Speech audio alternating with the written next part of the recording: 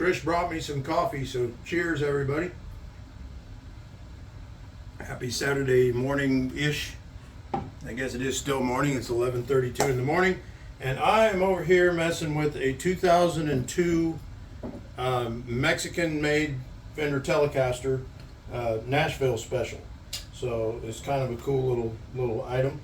But the reason why I wanted to put this on here, other than the fact that I do that kind of thing, so when normally you send a guitar in for a checkup, the customer said that the lower frets in the first position felt funny, didn't feel quite right, not really buzzing, but just didn't feel quite right with the action, and was complaining that this pickup might be leaning a little bit or loose a little bit, which it is, and the balance of it, the tone wise, when you select the different pickups, was off. So when I see something like that, it's a normal setup. You just do a basic setup on the guitar.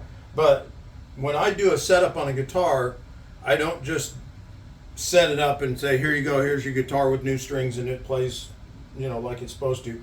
I take them completely apart for my basic setup. And the reason why I do that is because I've seen too many times that I come in here and someone says, it just needs a setup. And you take it apart and they may have bought it from someone and it's been molested in here, and the wiring is all screwy and just about to fall apart, and various things like that. Maybe the switches are wired wrong, or they're just crappy switches and they're about to just disintegrate, or the pickups are miswired or shorted out, or something bad that you can't see is going on in there, and that causes this to come back to me later on when they get it home and say, well, now it doesn't work because of this. Well, I've learned it's worth my time to take it apart, disassemble it completely, and basically rebuild the guitar.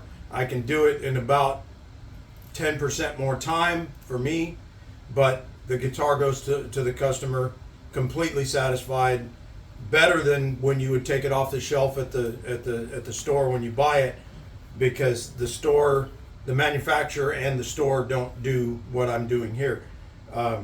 They will if you buy from the custom shop, but other than that, no.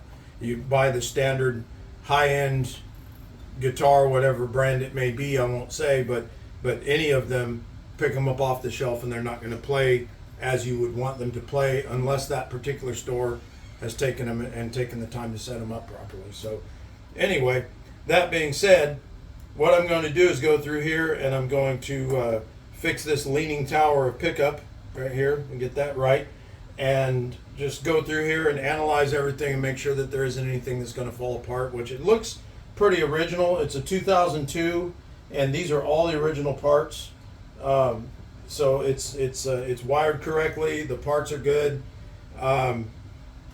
This pickup could use some attention because it looks like the people that built the guitar when it was made put it in at a little bit of an angle. But one thing I will say about this, I'm going to do a very light fret dress on it when I do the setup, just to make sure that everything's even. One thing I will say about this guitar, though, it has a neck that's almost identical to my custom-made, handmade Bauer neck, this is a neck that I make, and this is my number one. That's my number one player. It's a basswood body and a maple neck, and it's all made by me. I make the body, I make the neck, and I made this neck shape what I felt was the perfect Telecaster neck shape. Very thin this way, the standard width this way, but very thin this way, very rounded, not they call it a C shape, where it's kind of a hump, and it's not like that. It's very evenly rounded in the back, and very thin and very easy to get your hand all the way around it. But this neck, surprisingly, I have seen very few factory Telecasters that have that same neck profile, and this one does. And when I was playing it to test it out to see what it needed, I was thinking to myself, man, that feels just like my guitar. And keep in mind, I made that guitar by hand for me to feel exactly the way I think a Telecaster should feel, and this one feels like that. So Zane, awesome guitar.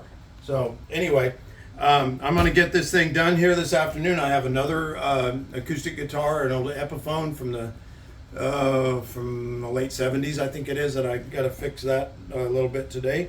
And then we have Denny's guitar right there that I need to work on. So it's Guitar Saturday, everybody, and then tomorrow I'll be able to get back on amplifiers and have all kinds of fun with that, because I have all kinds of stuff to poke around in Mike Grosno's amp, and a little bit of other stuff to do. So it's going to be a very busy weekend, and starting with this, and I will put a short player video of this on here later, and let you guys know what's up. So anyway, I just wanted to tell you how very cool this guitar is.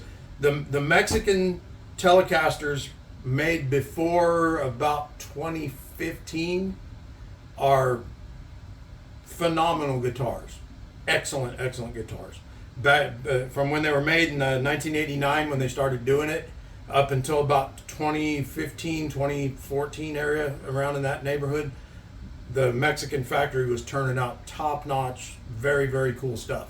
And it's a little bit off now, but back then in this era when this was made, excellent. So anyway, I'll get this going and we'll put a little player video up there for you. So you guys have a great Saturday, and I will talk to you soon. Bye.